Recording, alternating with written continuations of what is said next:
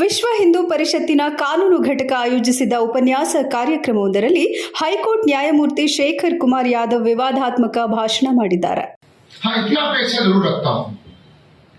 ये देश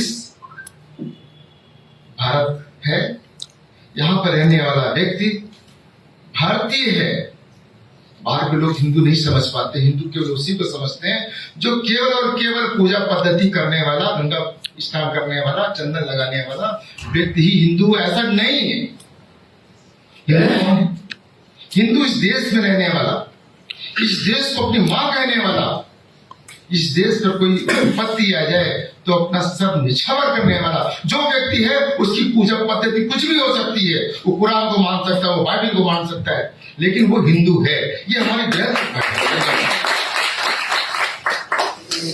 हिंदुस्तान में रहने वाला हर व्यक्ति, हर भाई हमारा सहोदर है. हम ये मानते चलते हैं. हमारे यहाँ सिखाया भी जाता है कि छोटी सी पशु को भी मत मारो, चींटी को ना मत मारो. ये सिखाया जाता है. इसीलिए शायद हम सहिष्णु भी हैं, उदार भी हैं. हमें किसी का कष्ट देख करके कष्ट होता है, किसी को पीड़ा को देख के पीड़ा होती है, लेकिन आपके अंदर नहीं होती है. क्यों? बच्चा, हमारे यहाँ बच्चा पैदा होता है, बचपन काल से उसको ईश्वर की ओर बढ़ाया जाता है, वेद मंत्र पढ़े जाते हैं, अहिंसा के बारे में ले जाया जाता है, तमाम चीजें बताई जाती हैं. लेकिन आपके साथ, आपके यहाँ तो बचपन से बच्चे को सामने रख करके वध किया जाता है पशुओं का. तो आप कैसे अपेक्षा करते हैं कि सहिष्णु होगा, वो उदार होगा वो? तो ये कहने में बिल्कुल गुरेज नहीं है. ये हिंदुस्तान है, हिंदुस्तान में रहने वाला बहुसंख्यक के अनुसार ही देश चलेगा. ಏಕರೂಪ ನಾಗರಿಕ ಸಂಹಿತೆ ಬಗ್ಗೆ ಮಾತನಾಡಿದ ನ್ಯಾಯಮೂರ್ತಿ ಶೇಖರ್ ಕುಮಾರ್ ಯಾದವ್, ಭಾರತ ದೇಶವು ತನ್ನ ಬಹುಸಂಖ್ಯಾತ ಜನರ ಇಚ್ಛೆಯಂತೆ ನಡೆಯುತ್ತದೆ. ಏಕರೂಪ ನಾಗರಿಕ ಸಂಹಿತೆಯ ಜಾರಿ ಸಂವಿಧಾನಿಕ ಅಗತ್ಯವಾಗಿದೆ ಅಂತ ಪ್ರತಿಪಾದಿಸಿದ್ರು. ಜಸ್ಟಿಸ್ ಶೇಖರ್ ಕುಮಾರ್ ಯಾದವ್ ಬಳಸಿರುವ ಭಾಷೆಯ ಸ್ವರೂಪ ಹಾಗೂ ಭಾಷಣದ ಸಾರ ನ್ಯಾಯಾಂಗದ ಅನುಚಿತತೆಯಾಗುತ್ತದೆ.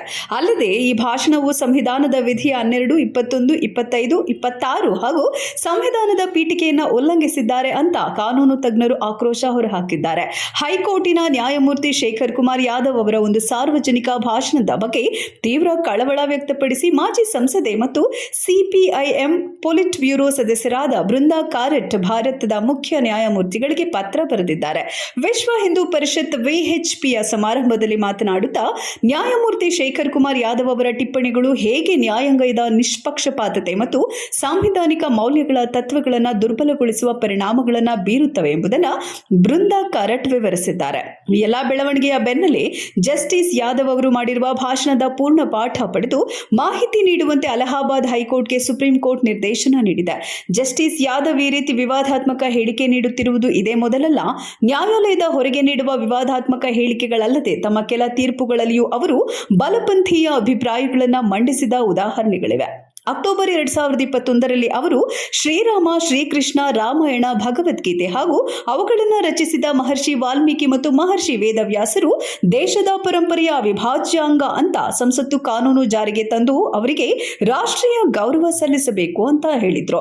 ಗೋ ಸಂರಕ್ಷಣೆಯ ಕೆಲಸ ಕೇವಲ ಧಾರ್ಮಿಕ ವಲಯಕ್ಕೆ ಸಂಬಂಧಿಸಿದ್ದಲ್ಲ, ಬದಲಿಗೆ ಗೋವು ದೇಶದ ಸಂಸ್ಕೃತಿಯಾಗಿದೆ. ಸಂಸ್ಕೃತಿಯನ್ನು ಉಳಿಸುವ ಕೆಲಸವು ಧರ್ಮಾತೀತವಾಗಿ ದೇಶದ ಪ್ರತಿಯೊಬ್ಬ ನಾಗರಿಕನ ಕರ್ತವ್ಯವಾಗಿದೆ. ಗೋವನ್ನು ಪೂಜಿಸಿದರೆ ಮಾತ್ರ ದೇಶವು ಅಭಿವೃದ್ಧಿ ಹೊಂದುತ್ತೆ ಎಂದಿದ್ದ ಜಸ್ಟಿಸ್ ಯಾದವ್, ಹಸು ಆಮ್ಲಜನಕವನ್ನೇ ಸೇವಿಸಿ ಆಮ್ಲಜನಕವನ್ನೇ ಹೊರಬಿಡುವ ಏಕೈಕ ಪ್ರಾಣಿ ಅಂತ ವಿಜ್ಞಾನಿಗಳು ನಂಬುತ್ತಾರೆ ಅಂತಾನೂ ಹೇಳಿದ್ರು. ಜುಲೈ 2021ರಲ್ಲಿ ಮಹಿಳೆಯನ್ನ ಕಾನೂನು ಬಾಹಿರವಾಗಿ ಇಸ್ಲಾಂಗೆ ಪರಿವರ್ತಿಸಿದ ಆರೋಪ ಹೊತ್ತಿದ್ದ ವ್ಯಕ್ತಿಗೆ ಜಾಮೀನು ನಿರಾಕರಿಸುವಾಗ ನ್ಯಾಯಮೂರ್ತಿ ಯಾದವ್ ಅವರು, ದೇಶದಲ್ಲಿ ಧಾರ್ಮಿಕ ಮತಾಂಧತೆ, ದುರಾಸೆ ಅಥವಾ ಭಯಕ್ಕೆ ಅವಕಾಶವಿಲ್ಲ. ಬಹುಸಂಖ್ಯಾತ ಸಮುದಾಯದ ವ್ಯಕ್ತಿ ಅವಮಾನಿತನಾಗಿ ಮತಾಂತರಗೊಂಡ್ರೆ ಆಗ ದೇಶ ದುರ್ಬಲವಾಗುತ್ತೆ, ವಿಧ್ವಂಸಕ ಶಕ್ತಿಗಳಿಗೆ ಅನುಕೂಲಕರವಾಗುತ್ತೆ ಅಂತಾನೂ ಹೇಳಿದ್ರು. ನ್ಯಾಯಾಧೀಶರು ರಾಜಕೀಯವಾಗಿ ಧಾರ್ಮಿಕವಾಗಿ ಇರಬಾರದು, ಆದರೆ ಜಸ್ಟಿಸ್ ಯಾದವ್ ಪದೇ ಪದೇ ಹಿಂದುತ್ವ ಸಂಘಟನೆಗಳ ಕಾರ್ಯಕ್ರಮದಲ್ಲಿ ಭಾಗಿಯಾಗ್ತಾನೆ ಇದ್ದಾರೆ. ಇಂತಹವರಿಂದ ಶೋಷಿತರಿಗೆ ನ್ಯಾಯ ಸಾಧ್ಯವೇ ಅಂತ ಸಾರ್ವಜನಿಕರು ಪ್ರಶ್ನಿಸ್ತಾ ಇದ್ದಾರೆ.